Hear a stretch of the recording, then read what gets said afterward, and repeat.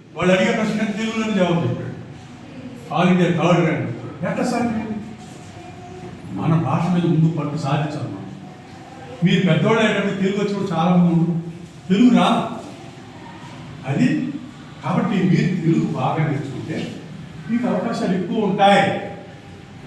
కాబట్టి ఏం లేదురా, మూడో తరగతి తెలుగు అయిపోయింది కదా, తర్వాత రీడింగ్ ప్రాక్టీస్.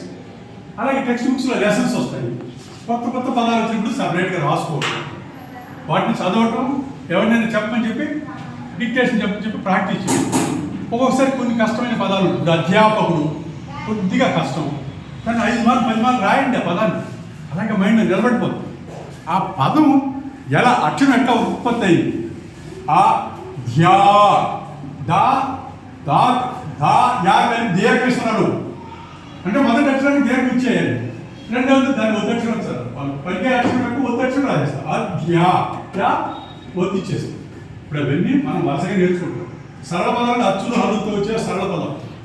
సరళ ఇప్పుడు చెప్పాం మొదట, రక్షణ, సరళ, మరల, అవతల, ఇవన్నీ కూడా అచ్చులు హల్లులై కేవలం అచ్చులు హల్లులైన తర్వాత గుణిత. అచ్చుల గుర్తులు హల్లులు కలపడమే గుణిత. నిన్న చూశారు అచ్చుల గుర్తులు అన్నీ కూడా అచ్చుల్లోనే ఉన్నాయి తెలుగులో.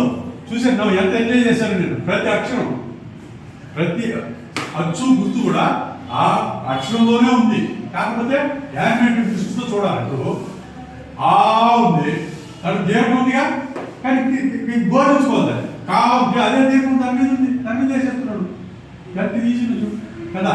అలాగే ఈ ఉంది, గుడి రూపం లేదా ఈలో లేదా, అన్ని అక్షరాలు అంతే, కీ గీ జీ మీ అన్నిటికీ ఆ గుడి రూపం కలిపేస్తుంది. ఎంత సులభం, అన్ని అక్షరాలు అంతేరా, కేవలం ఎంత తేలిక చెప్పలేదు.